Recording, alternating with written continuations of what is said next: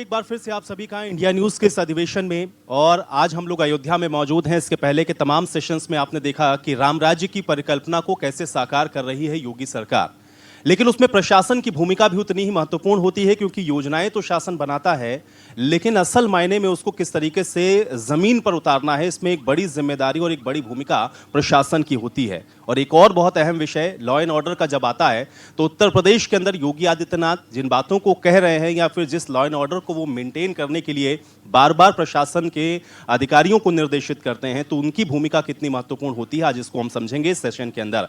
आज हमारे साथ दो बेहद खास मेहमान मौजूद हैं। पहले उनका परिचय आपके साथ करवाते हैं। हमारे साथ अयोध्या के डीएम नीतीश कुमार जी मौजूद हैं, बहुत स्वागत है नीतीश जी आपका। और एसएसपी शैलेश पांडे जी हमारे साथ मौजूद हैं। शैलेश जी आपका भी स्वागत है। नीतीश जी, सबसे पहले मैं आपके ही पास आऊंगा और आपसे जानना चाहूंगा, क्योंकि हम लोग अधिवेशन में लगातार चर्चा कर रहे हैं अयोध्या राम राज्य की परिकल्पना और तमाम सारी चीजों को तमाम राजनेताओं के माध्यम से हम लोगों ने समझा, लेकिन जैसा कि मैंने अपने इंट्रोडक्शन में कहा, प्रशासन की भूमिका बहुत महत्वपूर्ण है, क्योंकि जो योजनाएं बन रही हैं उसका क्रियान्वयन आखिर में आप लोगों को करना है, एग्जीक्यूट करने की जिम्मेदारी आपके ऊपर है। कैसे कर रहे हैं, किस तरीके से आप लोग आगे बढ़ा रहे हो, और अयोध्या के परिप्रेक्ष्य में अगर मैं आपसे समझना चाहूं तो प्रशासन की भूमिका को उस विकास के अंदर आप किस प्रकार से देखते हैं? आपका पहला रिएक्शन। देखिए, अयोध्या के लिए जो प्लानिंग है वो बहुत बृहत स्तर पे की गई है। उसमें शॉर्ट टर्म प्लानिंग है, मिडिल टर्म प्लानिंग है और लॉन्ग टर्म प्लानिंग है। हम लोग 2047 तक को लेके चल रहे हैं और अलग अलग स्टेजेस में हम लोगों ने प्लानिंग की है। जैसे आप अयोध्या के दृष्टिगत देखें तो सबसे जो मेजर प्रोजेक्ट है हमारा एयरपोर्ट का प्रोजेक्ट है, इंटरनेशनल एयरपोर्ट है। आपको मैं बताना भी चाहूँगा कि 821 एकड़ ज़मीन चाहिए हम लोग का, और 730 एकड़ ज़मीन हम लोगों ने परचेज कर ली है और कुछ लैंड्स हमारे गवर्नमेंट के थे। तो एक बहुत बड़ी उपलब्धि है और मात्र 85 एकड़ लैंड बची है, तो हम इंटरनेशनल एयरपोर्ट की स्थिति में पहुंच जाएंगे। और फर्स्ट फेज का जो है हमारा 2200 मीटर का ट्रैक है वो हम लोगों ने कंप्लीट कर दिया है और निर्माण कार्य शुरू हो गया है, और 1 साल के अंदर हम लोग निर्माण कार्य कंप्लीट कर लेंगे फर्स्ट फेज का। 2200 मीटर में आपका बोइंग 321 सीटर्स है, 180 सीटर्स फ्लाइट्स आ सकेगी अयोध्या के लिए। तो हम लोग का प्लानिंग है कि मंदिर निर्माण के पूर्व ही हम लोग अयोध्या में फ़्लाइट शुरू कर दें। इसके साथ जो रोड कनेक्टिविटी की बात है, तो हम लोगों ने काफ़ी बड़े स्तर पे सरकार ने आरओबी का प्लानिंग किया था कि 7 आरओबी हम लोग के सैंक्शन हो चुके हैं कि आपको लखनऊ गोरखपुर रोड से जो भी आना चाहें अयोध्या धाम में, आरओबी के माध्यम से हम लोग कनेक्टिविटी बहुत स्ट्रॉन्ग तरीके से कर पाएंगे और बहुत बेहतर तरीके से काम शुरू कर दिया है। और 7 आरओबी सैंक्शन हो चुके हैं और 4 में काम शुरू हो गया, बहुत तेज़ गति से काम शुरू हो गया है और हम लोग ट्रैफिक को मेंटेन करते हुए इसको करा रहे हैं।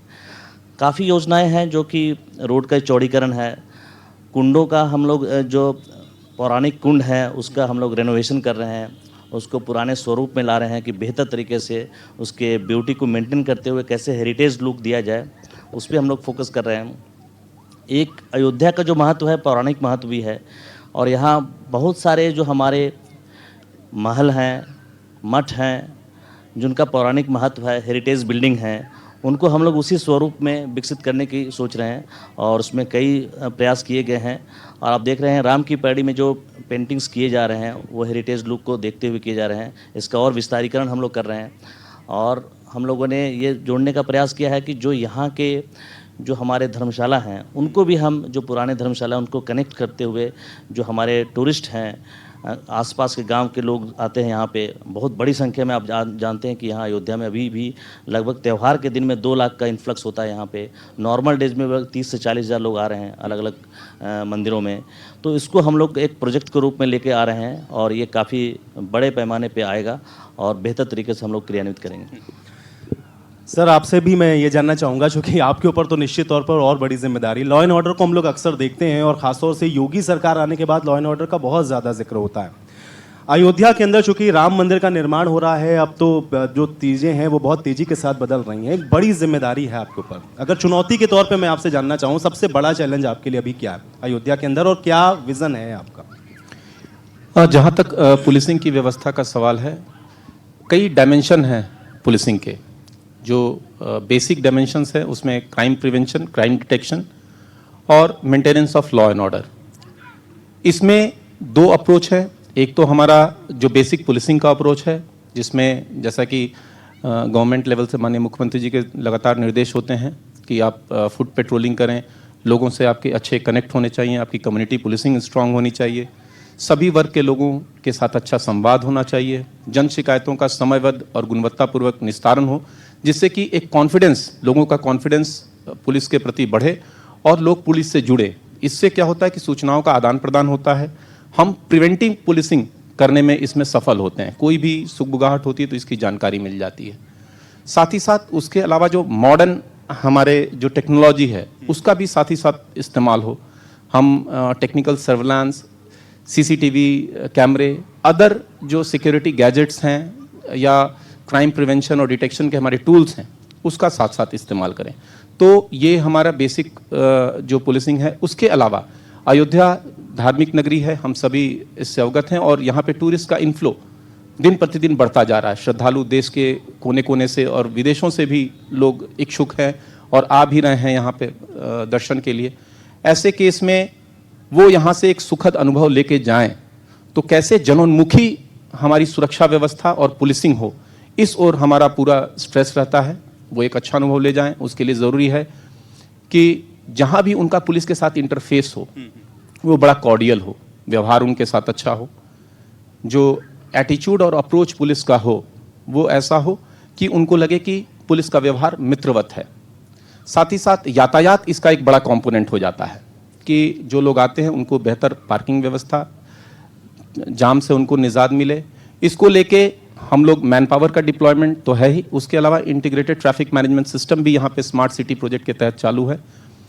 उसके तहत भी जैसे आप देखेंगे तो विगत कुछ महीनों में ट्रैफिक लाइट्स, जिसमें सेंसर बेस्ड ट्रैफिक लाइट्स हैं जो ट्रैफिक कंजेशन को रीड करके अकॉर्डिंगली जो ड्यूरेशन है उसका जज करते हैं। कैमरे लगे हुए हैं, पीए सिस्टम्स लगे हुए हैं। अब इन व्यवस्थाओं के साथ साथ आगे, चूंकि जैसा आप बताएं कि इन सभी एक्सपेक्टेशंस पे खरा उतरना ये अपने आप में एक चैलेंज, जिस चुनौती की आप बात कर रहे हैं उसमें सबसे बड़ी चुनौती है कि जो अपेक्षाएं लोगों की हैं तथा इस जगह को सेफ और क्राइम फ्री बनाने की जो एक्सपेक्टेशन है वही हमारे लिए सबसे बड़ी चुनौती है, उनके एक्सपेक्टेशंस पे खड़ा उतरना। इसके लिए ज़रूरी है कि हम अदर जो हमारे इम्पॉर्टेंट एस्पेक्ट्स हैं पुलिसिंग के और विशेष करके जो सिक्योरिटी रिलेटेड इश्यूज़ हैं यहाँ के, तो उसके लिए एटीएस की हमारी टीम आगे सेटअप होने वाली है। यहाँ पे एक यूनिट सेटअप होने वाली है, एसटीएफ की यूनिट यहाँ सेटअप होने वाली है। साथ ही साथ एसएसएफ जो है वो यहाँ रेज होगा, उसकी बटालियन रेज होगी। पीएससी की बटालियन यहाँ पे सेटअप करने की चीज़ें प्रोग्रेस में है। हमारे सीआरपीएफ की ऑलरेडी एक बटालियन यहाँ बन रही है। तो इंफ्रास्ट्रक्चर डेवलपमेंट, मैन पावर का ऑगमेंटेशन, उसके अलावा traditional approach and modern technology, इन सब का समावेश करके एक बेहतर सुरक्षा व्यवस्था पूरे धार्मिक क्षेत्र के साथ साथ पूरे अयोध्या जनपद की, ये सुनिश्चित कराना हम सबकी जिम्मेदारी है। और इसमें हम लोग रेगुलर इस चीज़ को लेके तत्पर हैं। अपने फोर्स की ट्रेनिंग, क्योंकि कोई भी चीज़ सफल तभी होती है जब हम डाउन द लाइन चीज़ों को कम्युनिकेट कराएं और जो उनसे एक्सपेक्टेशन है उनसे ग्राउंड लेवल पे वो आउटपुट ले सके। तो इसके लिए उनका ट्रेनिंग, उनकी ब्रीफिंग, डिब्रीफिंग, यहाँ पे लगातार महानुभावों की भी विजिट होती है। तो उस विजिट के दौरान भी सुरक्षा व्यवस्था बेहतर रहे, लोगों को उन विजिट्स में अच्छा अनुभव हो, साथ ही साथ किसी तरह की असुविधा ना हो।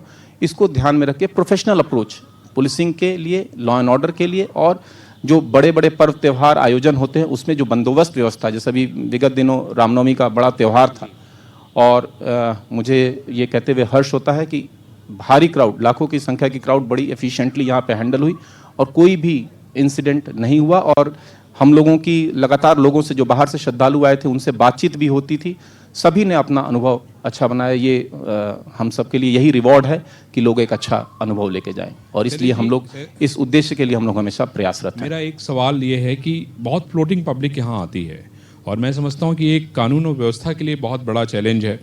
आप देखिए इधर गोरखपुर के आगे चले जाइए तो नेपाल का बॉर्डर आपके लिए बड़ा चुनौती है। उसके अलावा भी इधर हाल में हमने बहुत सारी ऐसी घटनाएं देखी जो मन मस्तिष्क में कहीं ना कहीं अंकित है। अयोध्या भी उसमें कहीं ना कहीं शामिल रहा है। ये इसको मॉनिटरिंग के लिए या इसको डिटेक्शन के लिए एक बहुत बड़ा, मैं समझता हूँ कि आप लोगों के लिए बहुत बड़ा चैलेंज है, क्योंकि अयोध्या को अब पूरी दुनिया में जो है मॉनिटर किया जाता है। यहाँ पे छोटी सी भी घटना होती है तो उसकी दिल्ली में हलचल होती है। बिल्कुल सही ऑब्जर्वेशन है आपका। ये निश्चित तौर पे जो यहाँ का जोग्राफिकल लोकेशन है, जिसमें इसकी प्रॉक्सिमिटी नेपाल से तथा अदर स्टेट से है, और जैसा कि पूरे विश्व की नज़र अयोध्या पे है, यहाँ की छोटी से छोटी चीज़ें मॉनिटर्ड होती हैं और उसका एक वैल्यू है। उसको देखते हुए जैसे मैं खास करके धार्मिक क्षेत्र की बात बताना चाहूँगा, तो यहाँ पे हमारी मल्टी लेयर सिक्योरिटी अरेंजमेंट है। हमारे इस पूरे अयोध्या धार्मिक क्षेत्र को कई जोन्स में, हमारी सिक्योरिटी जोन्स में डिवाइड किया गया है, और man power deployment, barrier barricading, behavioural training, उसके अलावा जो टेक्निकल हमारी सर्विलांस सिस्टम्स हैं वो भी कंटिन्यूअसली काम कर रही हैं। उसके साथ साथ इंटेलिजेंस हमारी जो एजेंसियां हैं वो भी नियमित रूप से सक्रिय हैं। हर जो केंद्रीय स्तर की, राज्य स्तर की, स्थानीय स्तर की सभी जो इंटेलिजेंस एजेंसीज़ हैं वो भी लगातार अपना काम कर रही हैं, और हम लोगों का बहुत बड़ा अच्छा यहाँ पे कोऑर्डिनेशन है। रेगुलर हम लोगों की मीटिंग होती है, इंफॉर्मेशन जो फ्लो है वो बिल्कुल हिंड्रेंस फ्री है। तो मैन पावर, टेक्नोलॉजी और इंटेलिजेंस, इन सब का जो है एक तरह से कहेंगे कि बेहतर कोऑर्डिनेशन और कॉम्बिनेशन के साथ हम लोग प्रयासरत रहते हैं कि यहाँ की सुरक्षा व्यवस्था अक्षुण्ण रहे, और साथ ही साथ इस सुरक्षा व्यवस्था के बीच में किसी दर्शनार्थी को परेशानी भी ना हो, ये उसके लिए एक बैरियर ना रहे, उसका भी हम लोग ध्यान रखते हैं। जैसा कि मैंने बताया कि हम लोग रेगुलर रूप से अपने जो वर्कफोर्स है हमारा, हमारे साथी पुलिसकर्मी हैं तथा अदर एजेंसीज़ के हमारे साथी कर्मचारी, उनको हम लोग बिहेवियरल एस्पेक्ट्स पे भी लगातार ब्रीफ करते रहते हैं। सर, आपसे भी यही सवाल है जो अरविंद जी ने पूछा, उसी को थोड़ा और आगे बढ़ाते हुए, क्योंकि एग्जीक्यूशन वाले पार्ट में जो वेलफेयर की स्कीम्स हैं, बड़ी जिम्मेदारी है आप लोगों के लिए, उसको कैसे आप लोग एक चैलेंज की तरीके से ले रहे हैं? और सरयू दोनों का बहुत ही गहरा नाता है। तो मैं आपसे ये समझना चाहता हूँ कि सरयू को लेके क्या कर रहा है प्रशासन, क्या कर रही है सरकार, कौन सी नई ऐसी योजनाएं हैं, क्योंकि क्रूज को लेके बात हो रही थी, और मैं समझता हूँ कि जब भी कोई व्यक्ति बाहर से अयोध्या आता है तो वो सरयू में बिना स्नान किए हनुमानगढ़ी हो चाहे भगवान राम का दर्शन हो वो नहीं करता है। तो सरयू को लेके ऐसी कोई विशेष योजना जिस पे आप लोग काम कर रहे हो? नहीं, सबसे महत्वपूर्ण क्वेश्चन किया है आपने, और मैं जहाँ बता रहा था आपको कि अयोध्या को एक अंतर्राष्ट्रीय पर्यटन नगरी के रूप में हम लोग को विकसित करना है, और इसके लिए एक व्यापक कार्य योजना है। और आपने जो कहा सरयू नदी के किनारे, तो ये आप जो राम की पैड़ी और सरयू घाट देख रहे हैं, इसको हम लोग गुप्तार घाट से कनेक्ट करने की योजना है, और ये अभी भी संचालित है। इसको हम, आपने गुप्तार घाट देखा होगा, 800 मीटर का जो बना है पैच, काफ़ी अच्छा बना है। लोग आते हैं, काफ़ी बड़ी संख्या में श्रद्धालु आते हैं और भ्रमण करते हैं, उसमें स्नान भी करते हैं वहाँ पे। उसको हम लोग लक्ष्मण किला से जोड़ रहे हैं। उसमें 1150 मीटर का प्रोजेक्ट हमारा स्टार्ट हो गया है, नए बंधे बन रहे हैं, और बाकी जो बंधे जो पुराने कच्चे बने हुए हैं उसको पक्का करने की योजना है। तो ये पूरा हमारा सरयू नदी का जो राम की पैड़ी से लेकर गुप्तार घाट है पूरा कनेक्ट हो जाएगा। तो ये सबसे महत्वपूर्ण योजना है कि आपका लगभग 8 किलोमीटर का जो ट्रैक है वो कनेक्ट हो जाएगा। तो कभी आप नाव के थ्रू, बोट के थ्रू काफ़ी बेहतर तरीके से आवागमन हो सकता है, स्नान में भी सुविधा होगी, काफ़ी बड़ा घाट हमें मिलेगा। तो ये कार्य योजना है। और जैसा कि आपको बताया कि यहाँ पे नव अयोध्या है, उसमें क्योंकि हमारे पास टूरिस्ट काफ़ी बड़ी संख्या में आएंगे, मंदिर निर्माण के बाद टूरिस्ट का इनफ्लो और भी बढ़ने की संभावना है। पर डे जो नॉर्मल डेज़ में 1 लाख और त्यौहार के सीजन में 5 लाख तक जा सकते हैं। तो इसको दृष्टिगत रखते हुए जो नव अयोध्या का जो कॉन्सेप्ट है उसमें सभी स्टेट्स को भी जोड़ना है हम लोग का। और उसके लिए मैं बताना चाहूँगा कि फर्स्ट फेज में 551 एकड़ का एक प्लानिंग है, उसमें 441 एकड़ लैंड परचेज कर ली गई है, और कुछ ग्राम समाज की भी लैंड उसमें इंक्लूड है। उसमें होटल्स बनेंगे, उसमें मठ का वो निर्माण एरिया होगा। सर जरूर बताइए, क्योंकि नई अयोध्या जो आप बसाने जा रहे हैं, हाँ, मैं समझता हूँ वो भी राम राज्य का एक अंग होगा। तो दुनिया ये जानना चाहती है कि भाई राम राज्य की जो नई अयोध्या बस रही है, जिसको नई नव अयोध्या कह रहे हैं आप, वो किधर से किधर होगी, और लोगों के मन में बड़े सारे ड्रीम हैं। क्योंकि हम लोग तिरुपति जाते हैं तो आप देखते हैं कैसे बसा हुआ है, सब लोगों का एक अलग अलग वहाँ गेस्ट हाउस है, आप उसको कर सकते हैं। अयोध्या में सरकार की जो मंशा है, भारत सरकार की, कि वो एक ऐसा भव्य मंदिर बनाना चाहते हैं जो दुनिया में अनोखा हो। बिल्कुल बिल्कुल जी, तो वो मैं आपसे समझना चाहता इसमें हूँ नई अयोध्या जो के आपको बारे मैं बताना चाहूँगा, जो नव अयोध्या कॉन्सेप्ट है उसमें हेरिटेज बिल्डिंग्स रहेंगे, आपको देखने में लुक रहेगा कि पुरानी अयोध्या का लुक रहेगा। और इसमें जो बताऊंगा कि कहाँ से है, आप लखनऊ गोरखपुर जो हाईवे है उसके दोनों साइड में बसेगा ये, और यहाँ से हेलीकॉप्टर मार्ग से, मतलब ये आपका एयरपोर्ट से 4 किलोमीटर है, दोनों साइड में है। तो ये कनेक्टिविटी भी उसकी अच्छी रहेगी। और जैसा कि आपने कहा कि ये स्टेट के गेस्ट हाउस होने चाहिए, तो इसमें सभी स्टेट्स के लिए गेस्ट हाउस के लिए जगह आरक्षित की जाएगी।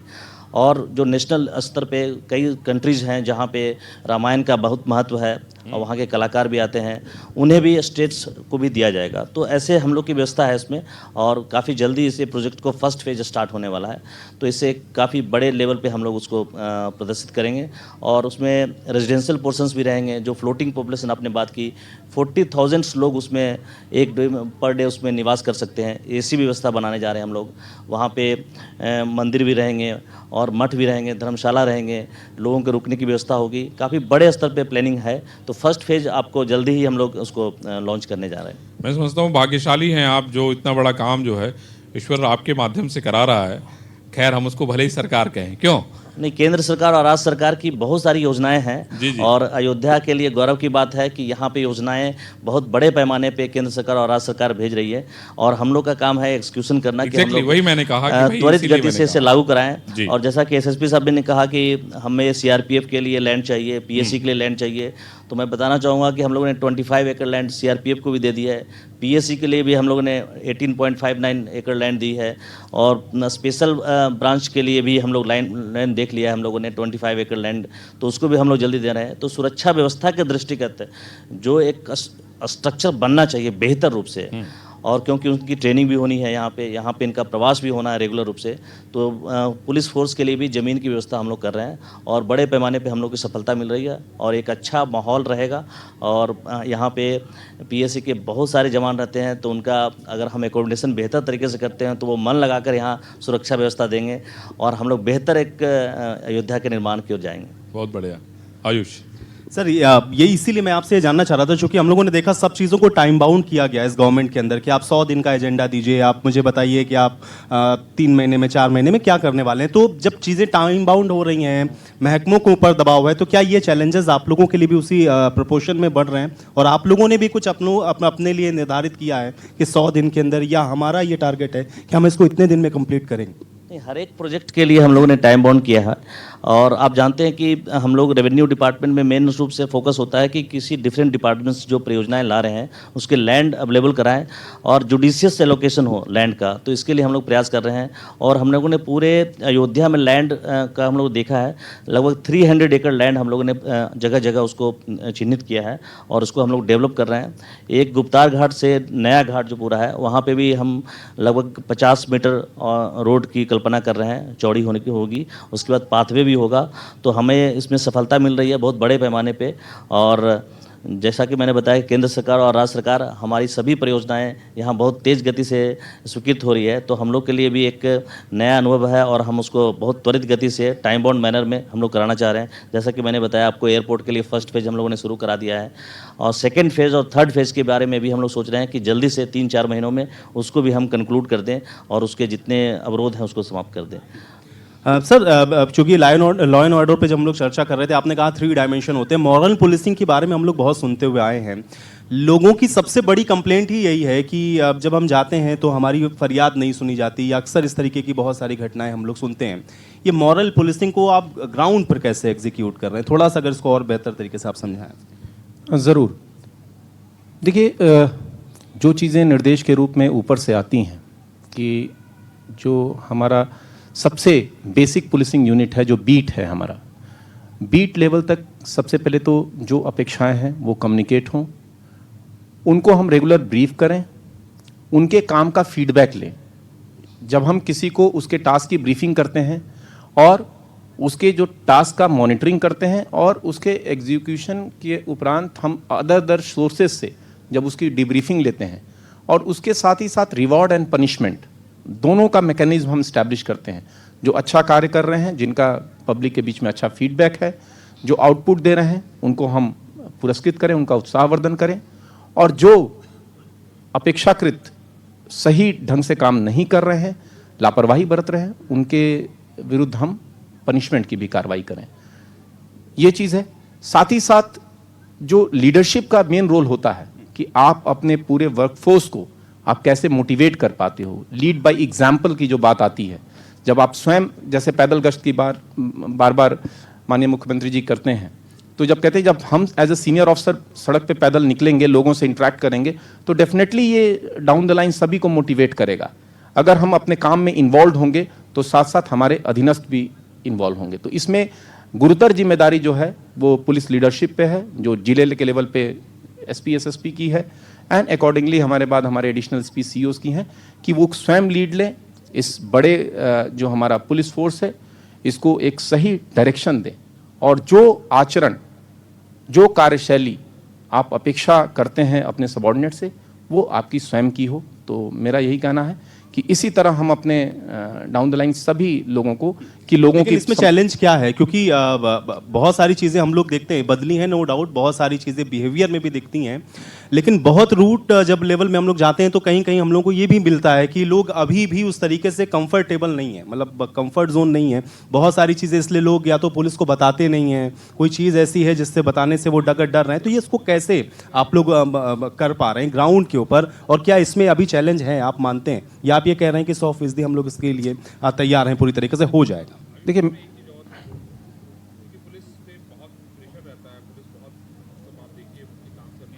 समय शायद हो सकता है आप लोग नियत करने की कोशिश तो कर रहे हैं, लेकिन चूंकि काम का प्रेशर इतना रहता है उसमें बहुत सारी चीज़ें छूट जाती हैं। और हम लोग अक्सर ऐसी तस्वीरें देखती हैं कि भाई पिता पहुंचा, बेटा उस पिता का इंतज़ार कर रहा है और उसमें सो जाता है, और ऐसी लाइनें पढ़ने को भी मिलती हैं, वो कहीं ना कहीं प्रभावित करती है। तो मैं ये समझना चाह रहा था कि ये जो प्रेशर है उसमें कभी कभी ये होता है कि पुलिसिंग जो हम अपेक्षा करते हैं, जो आप अपेक्षा करते हैं, वो अप टू द मार्क कभी कभी नहीं देखने को मिलती है। मॉरल पुलिसिंग की तो मैं समझता हूँ यही है कि भाई हम उसको कैसे बेहतर सुविधाएं दे सकें, हम कैसे उनको बेहतर माहौल दे सकें, ऐसे में वो बेहतर पुलिसिंग शायद कर पाएंगे। मैं यही समझना चाहता हूँ कि आप लोग इस दिशा में किस तरह से काम कर रहे हैं।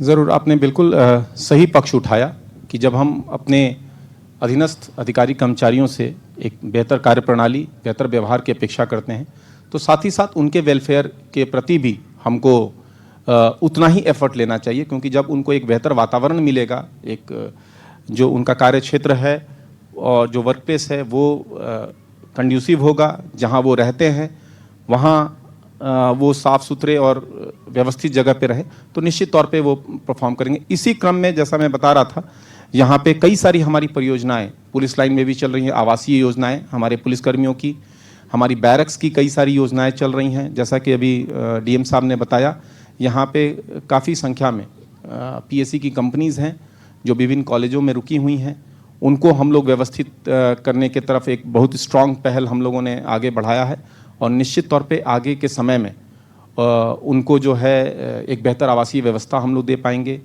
वर्क टाइम उनका जो है उसको भी हम लोग रैशनल करने के रूप में प्रयासरत हैं। जैसे जो शिफ्ट है उसको हम लोग स्ट्रिक्टली मेंटेन कर पाएँ कि उसको वर्क और रेस्ट का उसका बैलेंस रहे, उसकी छुट्टियाँ समय पे मिले। ये एक बड़ा चैलेंज होता है, तो हम लोग कोशिश करते हैं। दो, हमारा काम बड़ा चैलेंजिंग है, आए दिन पर्व त्यौहार और सारे कमिटमेंट्स हमारे रहते हैं, बट इन्हीं बीच में हम उनके वेलफेयर को देखते हुए उनकी जो छुट्टियां हैं, उसके अलावा उनके अदर जो सर्विस रिलेटेड बेनिफिट्स हैं, उनको बेहतर मेडिकल सुविधा सरकार की तरफ से, कैशलेस ट्रीटमेंट का प्लान है, उसके अलावा जो उनकी चिकित्सा प्रतिपूर्ति है वो समय पे मिल जाए, अन्य सारे बेनिफिट्स जो उनके हैं जिसके लिए वो अनुमन्य हैं वो उनको समय से मिलता रहे, उसका लाभ मिले। और डिफ़िकल्ट जॉब है, इसमें कोई दो राय नहीं है, परंतु मैं हमेशा कहता हूं कि पुलिस एक विभाग ही नहीं, एक परिवार है। तो जब परिवार में हम सभी एक साथ एक मंशा से काम करते हैं, तो अगर थोड़ा कष्ट भी है तो हम सब मिलकर आपस में बांट लेते हैं। यही उत्साहवर्धन हमारे सभी साथी पुलिसकर्मियों के लिए होता है। हम लोग बिल्कुल गर्व से मैं कहता हूं कि हम एक विभाग और एक केवल जॉब नहीं कर रहे हैं, एक फैमिली के रूप में प्रदेश सेवा और राष्ट्र सेवा और जनता की सेवा कर रहे हैं। ये उत्साह, और सबसे बड़ा जो उत्साहवर्धन है, अगर हमारे काम से किसी को राहत मिलती है तो उसके चेहरे की जो प्रसन्नता होती है वो हमारा रिवॉर्ड है। बहुत सारी हमारी जो हार्डशिप है, बस वो उसके फेस पे मुस्कान देख के ही दूर हो जाती है। चलिए, आपकी इसी बात के साथ अब मुझे यह सेशन यहीं समाप्त करना पड़ेगा। आप दोनों लोगों ने अपने इस व्यस्त समय को निकाला हमारे इस अधिवेशन के लिए। बहुत शुक्रिया आप दोनों का सर, हमारे इस अधिवेशन में शामिल होने के लिए। एक छोटे से ब्रेक के लिए यहाँ पर रुक रहे हैं, फौरन वापस आते हैं। Thank you.